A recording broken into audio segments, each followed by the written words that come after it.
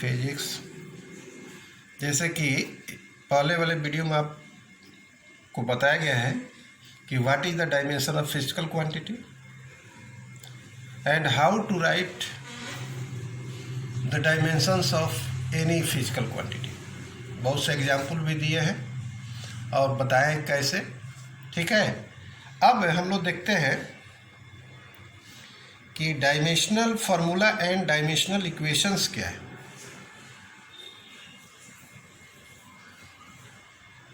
Dimensional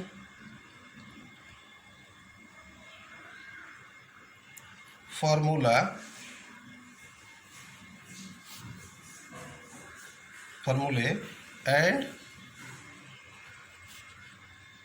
dimensional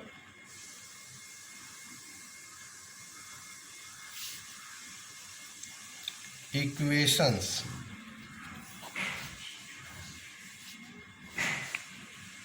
पहले हम लोग डायमेंशनल फार्मूला को डिफाइन करेंगे।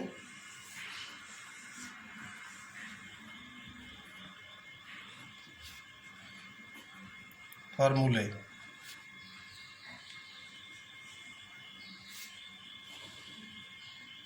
देखिए, जैसे आप किसी फिजिकल क्वांटिटी जो ड्राइव्ड है क्वांटिटी है उसका आप डायमेंशन लिखते हो।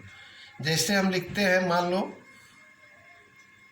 एरिया बड़ा का डायमेंशन हमने क्या लिखा था ना, लेंथ गुने ब्रेथ इक्वल टू एल गुने एल। हमेशा ध्यान रहे कि डायमेंशन में कैपिटल ही देते हैं, लेटर का ही यूज़ करते हैं। एल स्क्वायर तो यहाँ एम नहीं है तो इसका पावर 0 करके बैठा देंगे। यहाँ टी नहीं है, यह इसका पावर 0 करके बैठा देंगे। पावर 0 करके बैठाने का मतलब क्या है? That is the dimension which shows the presentation of that quantity in that quantity. इसका मतलब है कि मास एब्सेंट है, टाइम एब्सेंट है, यह शो करता है।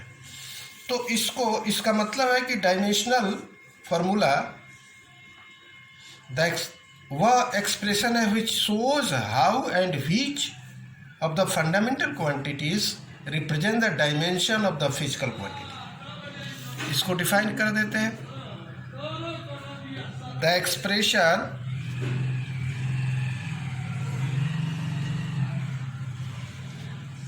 which shows how and which of the fundamental quantities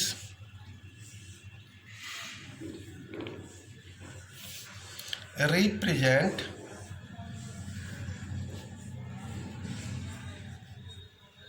the dimension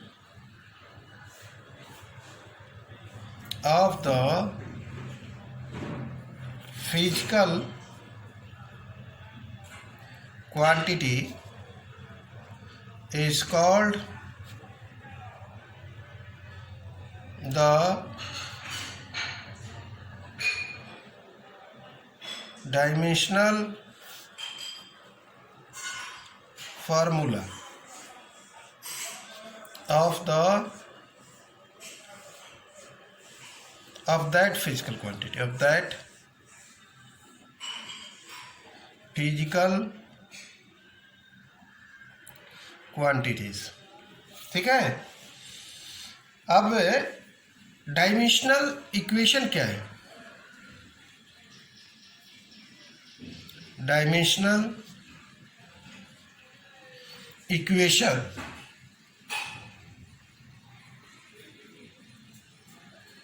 कैसे डिफाइन? देखो, मान लो हमने अभी वेलोसिटी का डायमेंशन लिख रहे हैं, तो हम लिखते हैं क्या? Displacement over time. तो displacement that is sense of length, इसका डायमेंशन एल, टाइम के लिए टी। अब देखो इसका मतलब हो गया, इसका डायमेंशन हो गया LT−1। यहाँ m अगर लिखते हो तो उसका पावर 0 करके लिख सकते हो, अर्थात ऐसे करके हो गया। अब देखिए अगर इसी चीज को हम लोग रिप्रेजेंट ऐसे कर देते हैं,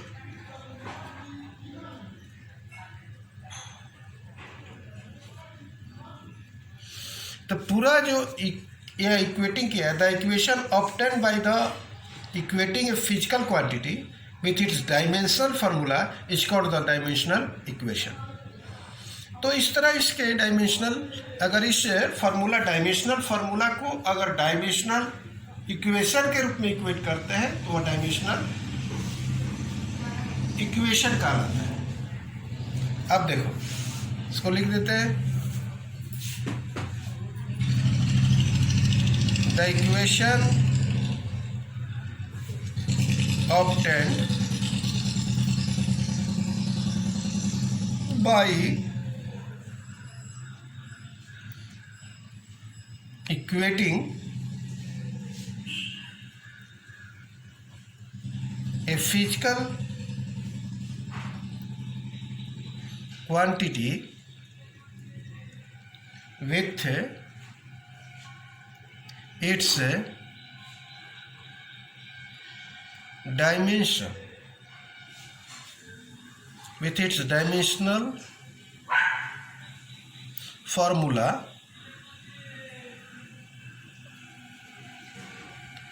is called dimensional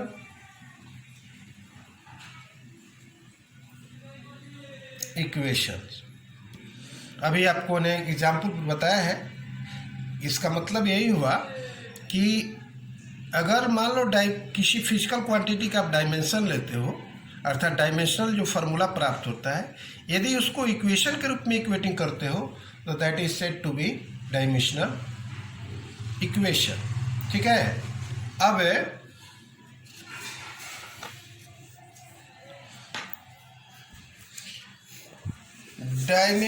एप्लीकेशन इसका हम लोग डायमेंशनल, अब हम देखेंगे uses of dimensional equations, uses या एप्लीकेशन भी कह सकते हो। डायमेंशनल इक्वेशन बहुत इंपॉर्टेंट होता है, इसमें बहुत से सवाल बनेंगे। ठीक है ना। अब देखो there are 3 uses of dimensional equation. First में है चेकिंग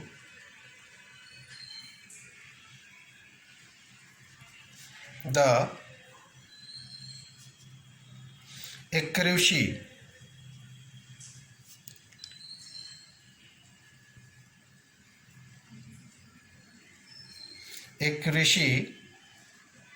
of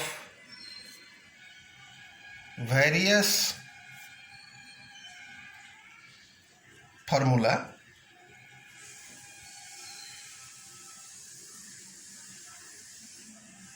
ठीक है। दूसरा है conversion of one system of units into another system of unit, another। Third में है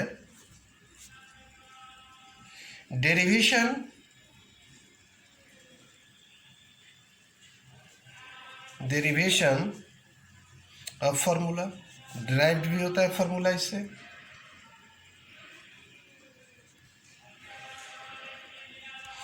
देखिए यह 3 जो आपको हमने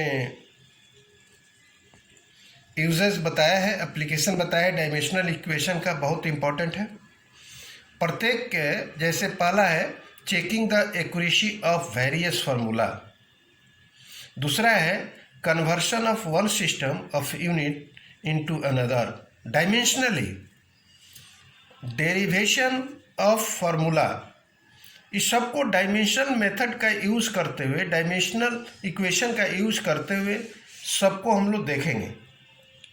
जैसे है checking the accuracy of the various formula. तो इसके एक्यूरेसी जानने के लिए एक चीज़ जानना जरूरी है कि कोई भी, जैसे मान लो इसका एप्लीकेशन के तौर पर हम लोग चलते हैं, देखते हैं चेकिंग, एग्जाम्पल के साथ आपको बताना पड़ेगा। Accuracy of various formula. देखो एक्चुअली पहला एप्लीकेशन के बारे में बता रहे हैं कि जब किसी भी फार्मूला का आप एक्यूरेसी चेक करते हो तो आप principle of homogeneity of dimension के बेस पर चेक किया जाता है। तो वह प्रिंसिपल क्या कहता है यह जान लीजिए, यह जानना जरूरी है। अर्थात प्रिंसिपल ऑफ होमोजेनिटी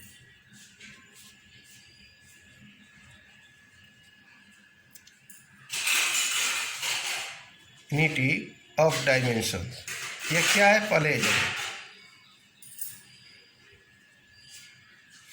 देखो प्रिंसिपल हिंदी में इसको कहते हैं समघातता का सिद्धांत। यह कहता है कि only that formula is correct in which the dimension of various terms on one side of the relation are equal to the respective dimension of this term on the other side of the relation. इसको लिख देते हैं, it states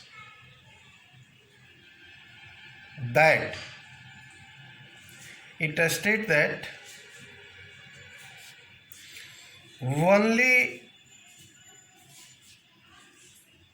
that formula is correct, यह correct, ठीक है, in which the dimension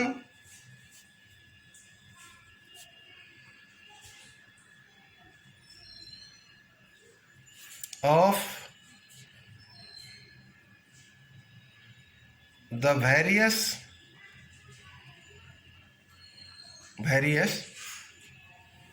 terms on one side of the relation is या are equal to the respective dimension of these terms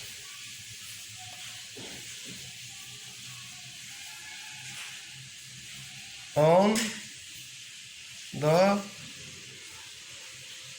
other side of relation, other side of the relation। देखो इसका मतलब यह हुआ कि जैसे मान लो यहाँ एग्जाम्पल के तौर पर बताते हैं, आप समझ जाओगे। मान लो कोई रिलेशन है, जैसे मान लो MLT इनवर्स टू एक साइड में इक्वेशन है, इधर हो गया m to the power a, l to the power b, t to the power c। Example में बताते हैं कैसे इसका यूज करते हैं प्रिंसिपल ऑफ होमोजेनिटी। तो देखो यहाँ कहता यही है कि सेम टर्म्स दोनों साइड के, जैसे m है m, तो इसका पावर आपस में बराबर हो, अर्थात l और फिर इधर का l का पावर आपस में बराबर हो गया, फिर t इसका पावर, फिर इधर का t, अर्थात दोनों साइड के जो टर्म्स सेम टर्म है उसके पावर्स आपस में बराबर होंगे। यही यह प्रिंसिपल ऑफ होमोजेनिटी का। जैसे हम लोग मान लो m को लेते हैं, m का पावर कितना है 1 है, यहाँ कितना a है, तो हम लिखेंगे a बराबर 1। जैसे मान लो l को लेते हैं, l का पावर कितना है 1 है, यहाँ इस साइड में कितना है b है, तो हम लिखेंगे 1 बराबर b या b बराबर 1, कुछ भी लिखो। t का पावर इधर कितना है -2 है, इधर कितना है c है, तो हम क्या लिखेंगे -2 बराबर c। ऐसे हम लोग पावर को इक्वेट करते हैं एक प्रिंसिपल ऑफ होमोजेनिटी का। और इसी का हम लोग जब आगे बढ़ेंगे एग्जाम्पल के तौर पर बहुत से इसके फार्मूला, बहुत से प्रॉब्लम सॉल्व होगा इन तीनों डायमेंशनल इक्वेशन के यूजेस आधारित, उसको बताएंगे। कितना मिनट है? 16 मिनट की।